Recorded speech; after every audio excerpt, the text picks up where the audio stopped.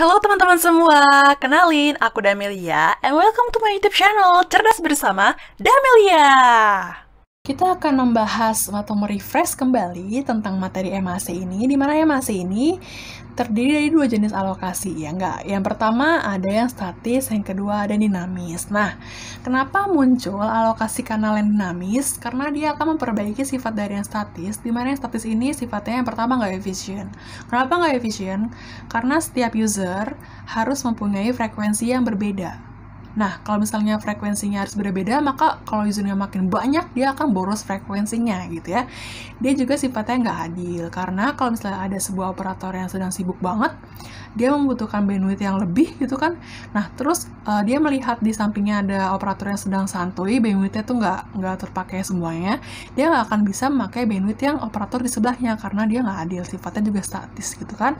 Nah, yang bagian dinamis ini, kita kan telah pelajari asumsi-asumsinya ya kan, ada 5, ada jaringan yang dibuat, contention system dan station model. Lalu dia yang kedua asumsinya yaitu hanya terdiri dari satu kanal. Yang ketiga, apakah dia punya collision detection atau enggak gitu kan. Yang keempat, apakah dia continuous time atau static time. Dan yang kelima, apakah dia carrier sense atau without carrier sense. Dimana ini telah kita bahas pada video sebelumnya. Kalian lihat aja di video-video sebelumnya supaya kalian bisa tahu gitu ya istilah-istilah ini. Oke?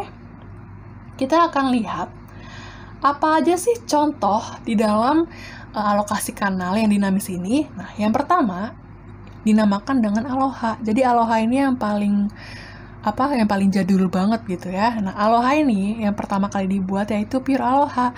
Di mana Pure Aloha menggunakan asumsi dalam alokasi dinamis yaitu contention system dan continuous time. Di mana kalau contention system dia belum punya server, artinya langsung user lah yang mengirimkan sebuah data-data di sini. Kemudian continuous time artinya T1 itu tidak sama dengan T2 gitu kan, tidak sama dengan T3 dan seterusnya.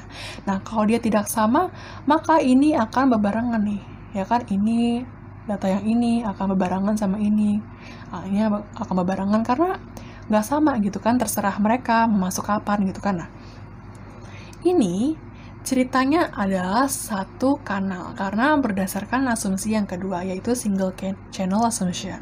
Kemudian kalian bayangin aja satu kanal ceritanya adalah satu kabel FO gitu kan, atau enggak satu kabel si coax, dimana satu kabel itu dimultiplexing untuk memasuki user-user di bawah ini gitu kan. Nah, banyak banget user yang ingin masuk ke kanal ini sedangkan dia menggunakan contention system, artinya setiap user itu mempunyai hak yang sama untuk mendudukinya, jadi dia berebutan gitu ya.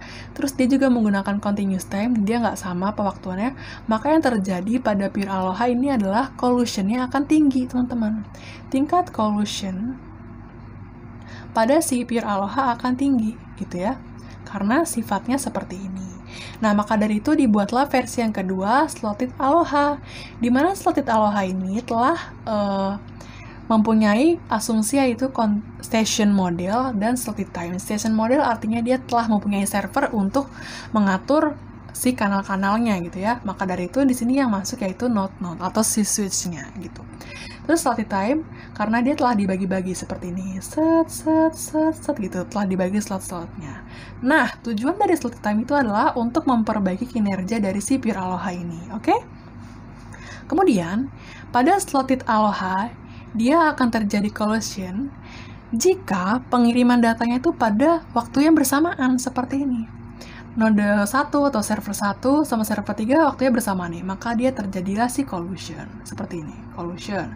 Kemudian kalau collision terjadi, maka kanal yang di sebelahnya akan bersifat inhibit ya, berarti ini salah, ini aturan I bukan S. Ini inhibit, kemudian ini akan kosong. Ini belum ada si 2, ini salah gambar ini. Kemudian karena ini inhibit, kosong nggak bisa digunakan, maka kanal yang di sebelahnya yang akan bisa dimasuki oleh data gitu ya. Terus si server ketiga ngirim data berarti dia sukses gitu ya, di S. Kemudian di sini terjadi collision lagi karena mengirimkan waktunya bersamaan, maka dia dari kanal di sebelahnya akan inhibit lagi gitu ya. Terus kalau di sebelah sini karena nggak bersamaan, sukses, ini juga sukses, ini sukses. Maka dari itu kesimpulannya QoS dari MAC itu kan berdasarkan si throughput ya. Throughput itu terdiri dari 4 jenis, packet loss, atau delay, jitter, atau latensi gitu ya. Kalau misalnya si bagian delay itu adalah delay pada saat pengiriman datanya. Kalau misalnya si latensi itu sama-sama delay, tapi delay dalam informasinya. Kalau jitter itu biasanya ada di FO gitu ya. Nah, si throughput ini berdasarkan Aloha, yang pure Aloha sama Aloha, kita bisa lihat pada grafik di bawah ini. Kalau misalnya si salted Aloha itu akan lebih tinggi karena dia lebih baik dibandingkan si pure Aloha yang banyak si collision-nya seperti itu.